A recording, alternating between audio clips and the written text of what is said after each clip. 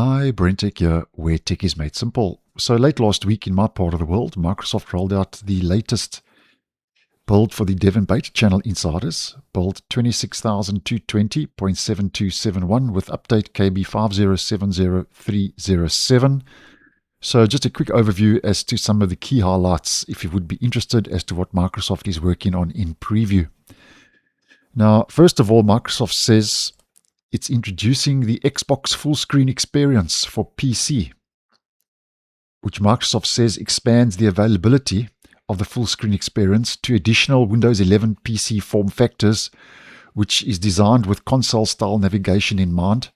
So how this would work is you would pair a controller to your PC for smooth task switching and a streamlined gaming experience on your desktop, laptop, or tablet, says Microsoft.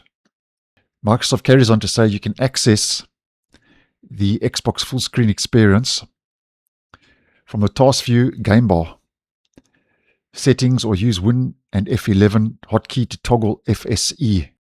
Now, here's something we have spoken about previously on the channel. I'll leave a video I posted on this link down below and in the end screen if you'd like more information. But Microsoft is introducing point-in-time restore for Windows, which Microsoft says is now available to insiders in the dev and beta channel. And this, Microsoft says, recovery feature empowers you to roll your device back to a previous state, helping minimize downtime and simplify troubleshooting when disruptions strike. And Microsoft says this is useful whether you are dealing with a widespread outage or a one-off issue. Point-in-time restore helps recover your system, which will include apps, settings, and user files to get you back to productivity a lot faster. And I'll leave that video linked. Go check it out if you'd like some more information. And then next up, we have fluid dictation in voice typing, where following the introduction of fluid dictation for voice access users, Microsoft says it's now introducing it for voice typing users on NPU devices. So this is hardware specific. So fluid dictation, Microsoft says, makes voice-based dictation smoother and smarter by automatically correcting grammar, punctuation, and filler words as you speak, reducing the need for manual editing.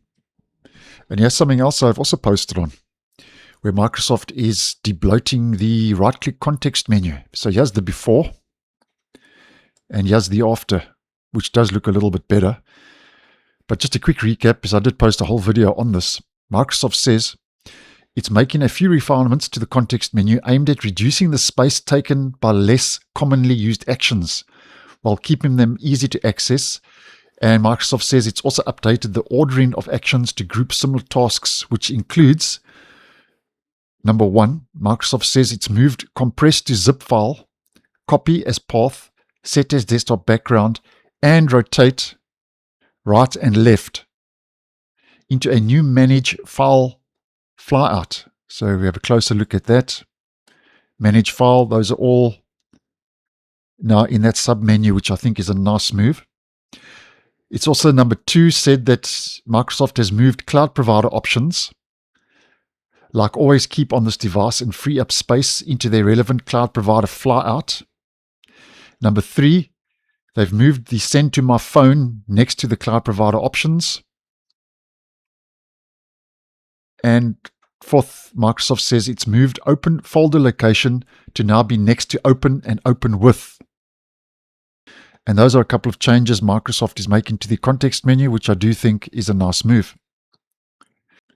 And then here's one I posted on earlier today, which I'm just going to leave the video link down below and in the end screen because I posted a full video on it. But Microsoft says it's exploring preloading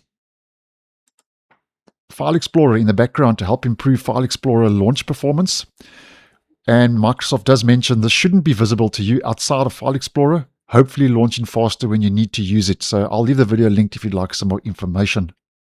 And then last up, there's a change for the Microsoft Store, which I also think is a nice move, where Microsoft says, due to user feedback and based on user feedback, it has now added support for uninstalling store-managed apps from the store's library page where you would just simply find an installed app in your library, click the three-dot menu, and click uninstall, as we can see in the image provided.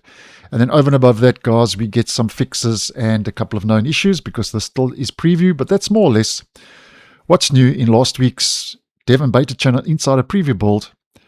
So thanks for watching, and I'll see you in the next one.